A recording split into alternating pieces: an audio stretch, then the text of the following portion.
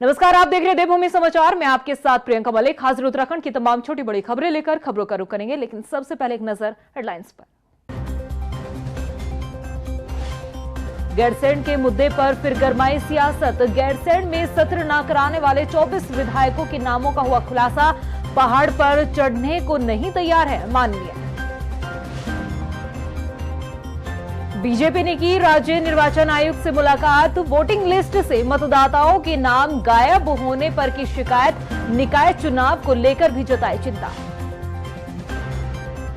Fire season में बढ़ रही घटनाओं पर कांग्रेस ने सरकार पर साधा निशाना। कहा, फायर सीजन के लिए वन विभाग पहले से नहीं था तैयार। पहाड़ से मैदान तक जंगल और जमीन आग की चपेट में।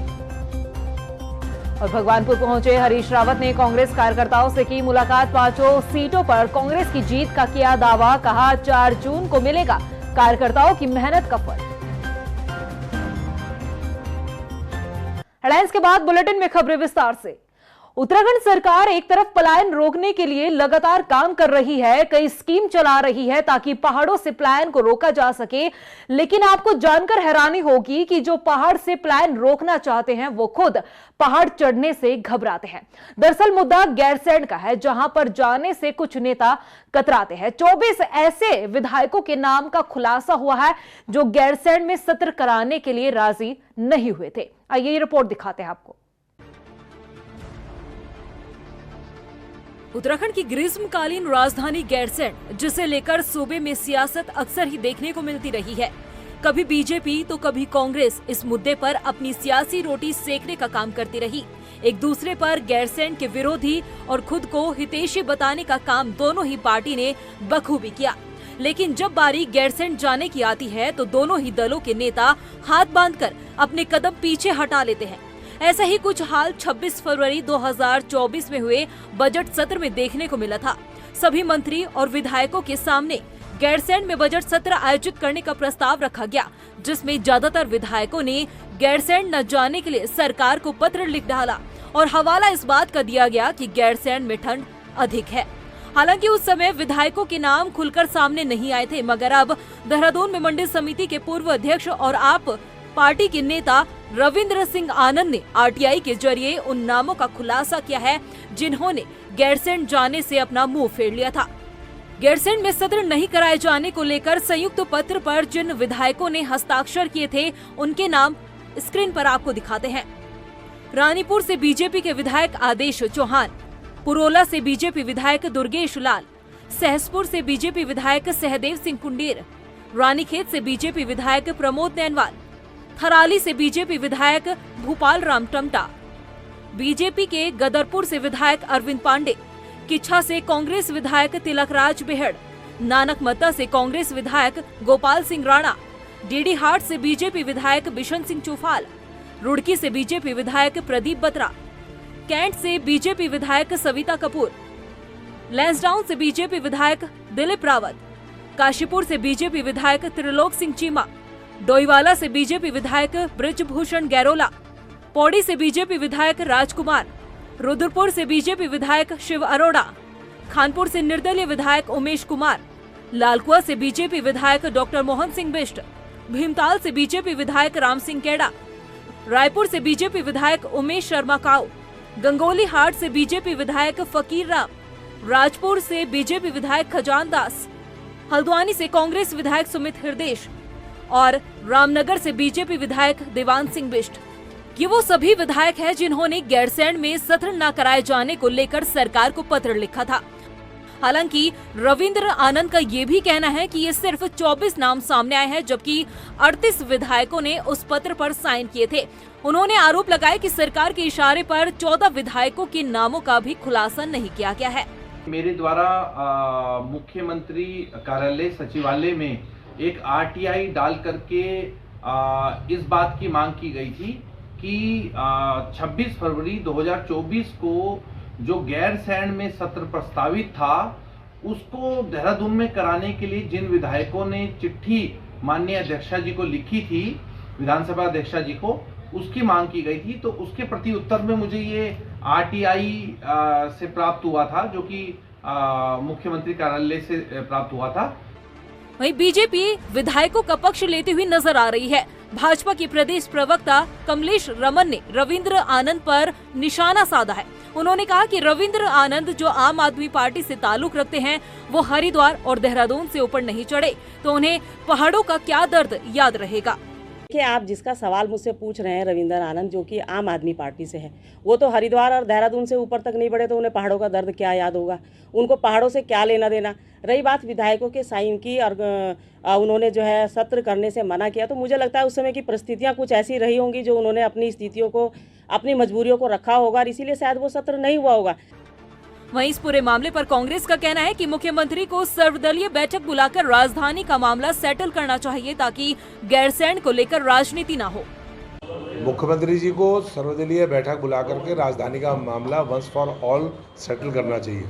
कांग्रेस का तो ऑफिशियल स्टैंड है कि हम गैरसैंण में राजधानी चाहते हैं, लेकिन अगर विधायकों को इतनी ठंड लग रही है तो कुछ सरकार इंतजाम करे, वहाँ पर कुछ बढ़िया गर्म कपड़ों का, अच्छा हीटर्स का ऐसा इंतजाम करे जो ठंड ना लगे लोगों को बेचारों।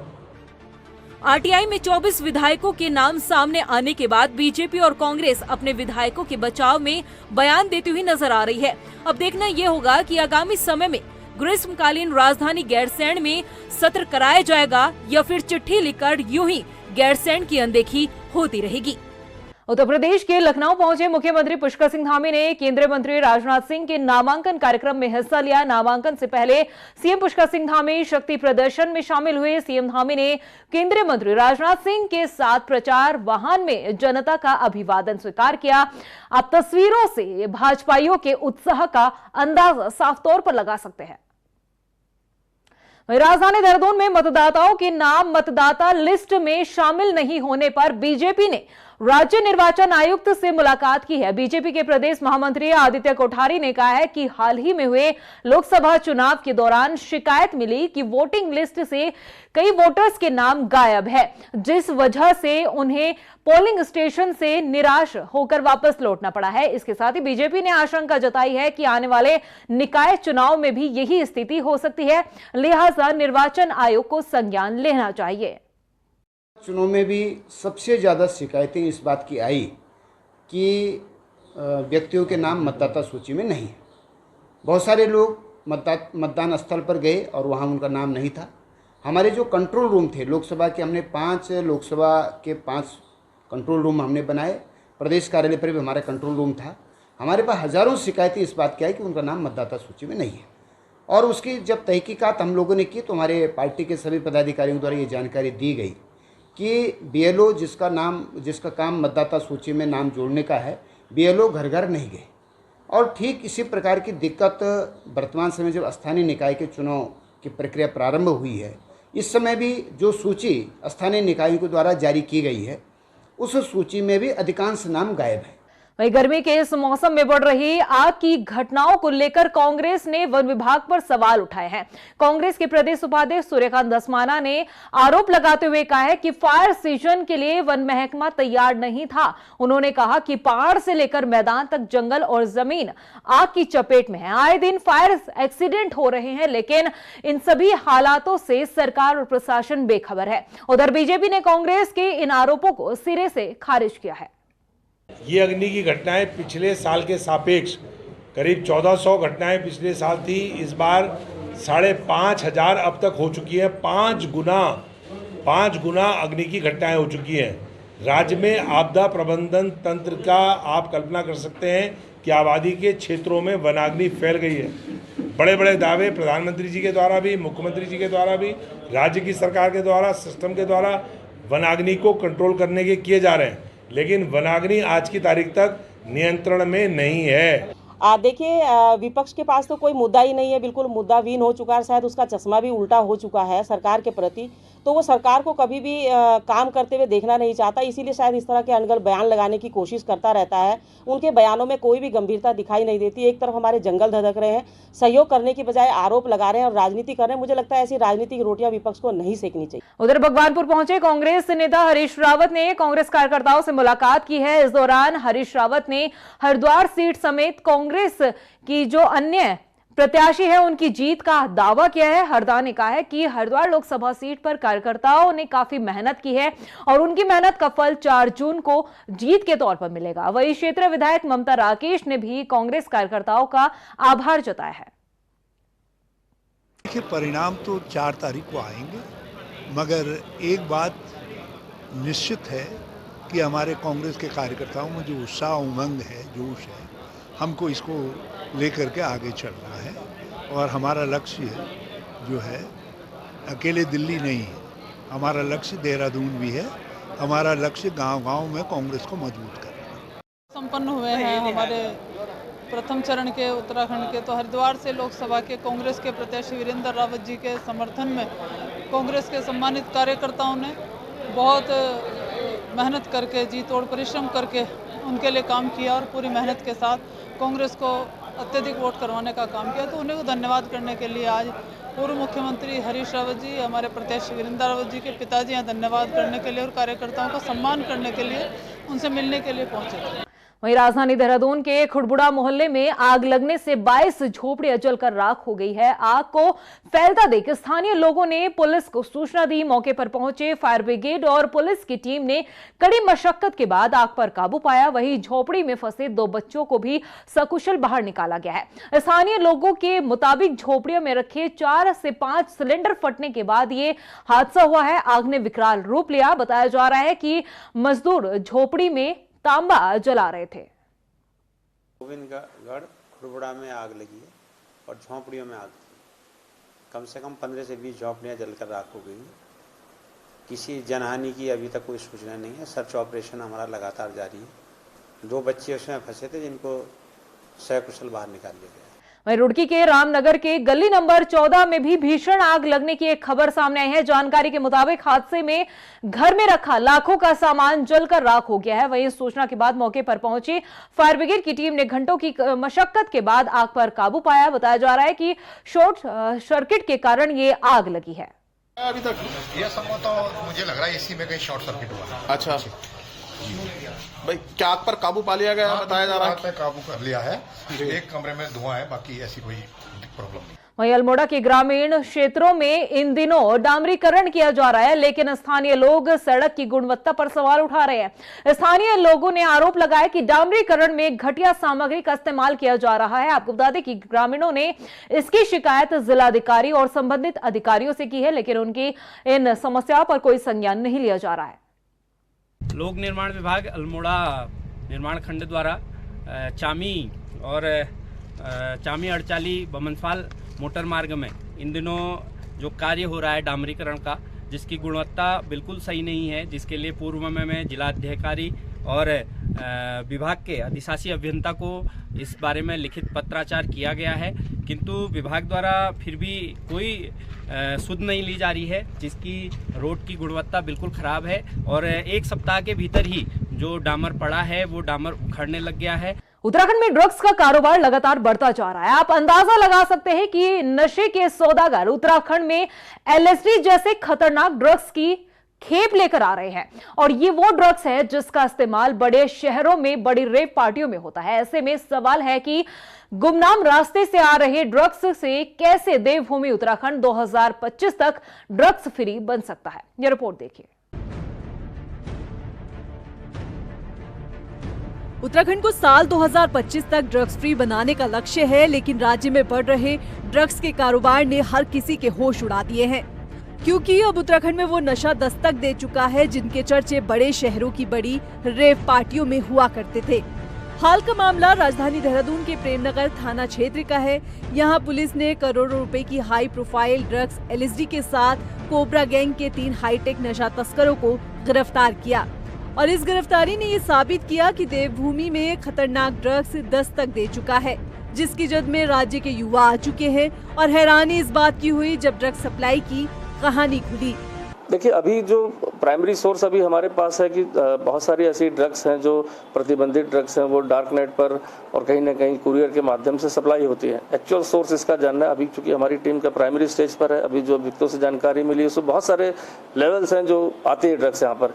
तो चूंकि ये एक तरह से मंगाने वाले हैं तो डायरेक्ट किसी सोर्स को नहीं जानते, इसके पीछे बहुत सारी लेयरिंग है। चूंकि इन्वेस्टिगेशन अभी चल रही है तो बहुत अर्ली होगा अभी बताना कि इसकी जड़ कहाँ तक और किस सोर्स से ये यहाँ तक पहुँची है। पुलिस की गिरफ्त में आए नशा कारोबारियों ने इस बात को भी कबूला कि वे राजधानी देहरादून के अलग अलग शैक्षिक संस्थानों में छात्रों और पार्टियों में LSD की सप्लाई किया करते थे।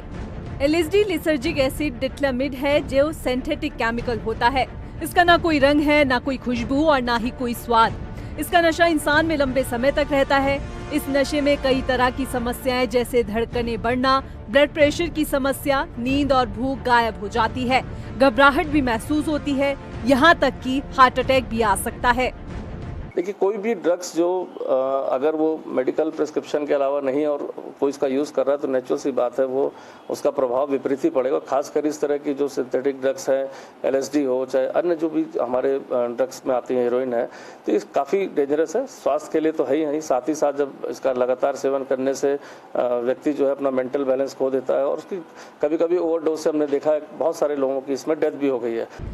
पुलिस ने खुलासा किया है कि इस ड्रग्स का काला कारोबार डार्क नेट के जरिए देवभूमि उत्तराखंड में पहुंचा है।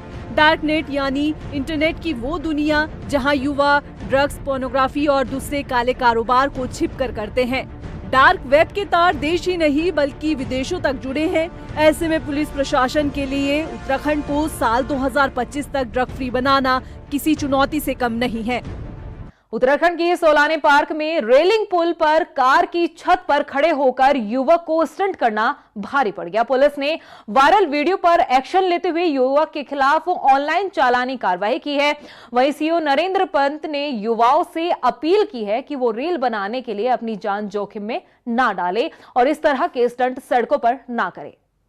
खड़ा हुआ है, इस प्रकार से मैं बताना चाहूँगा कि खतरनाक तरीके से वाहन को चलाना, उस पर खड़ा होना और अपनी जान खतरे में डालना तो दूसरे की जान खतरे में डालने का प्रयास किया गया है। इस संबंध में संबंधित व्यक्ति का चालान भी कर दिया गया है तथा उसको नोटिस देकर बुलाया जा रहा है। उधर देहरादून मसूरी रोड पर हाथीपांव के पास हरियाणा के पर्यटकों की कार हादसे का शिकार हुई है। जानकारी के मुताबिक ये कार गहरी खाई में गिरी है और हादसे में कार सवार 3 लोगों की मौत भी हो गई है। वहीं सूचना के बाद मौके पर पहुंची पुलिस ने NDRF और फायर सर्विस के जवानों की मदद ली और रेस्क्यू कर सभी मृतकों के शव बाहर निकाले हैं और सभी जो शव हैं उनको पोस्टमार्टम के लिए जिला चिकित्सालय भेजे हैं।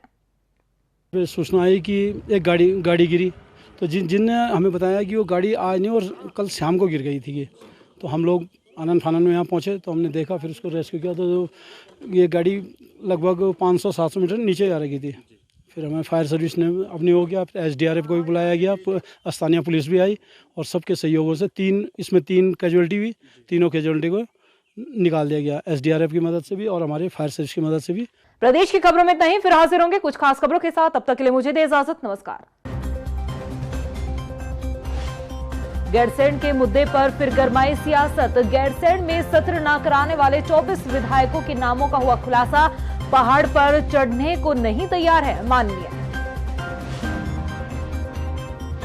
बीजेपी ने की राज्य निर्वाचन आयुक्त से मुलाकात। वोटिंग लिस्ट से मतदाताओं के नाम गायब होने पर की शिकायत। निकाय चुनाव को लेकर भी जताई चिंता। फायर सीजन में बढ़ रही घटनाओं पर कांग्रेस ने सरकार पर साधा निशाना। कहा, फायर सीजन के लिए वन विभाग पहले से नहीं था तैयार। पहाड़ से मैदान तक जंगल और जमीन आग की चपेट में। और भगवानपुर पहुंचे हरीश रावत ने कांग्रेस कार्यकर्ताओं से की मुलाकात। 5 सीटों पर कांग्रेस की जीत का किया दावा। कहा, 4 जून को मिलेगा कार्यकर्ताओं की मेहनत का फल।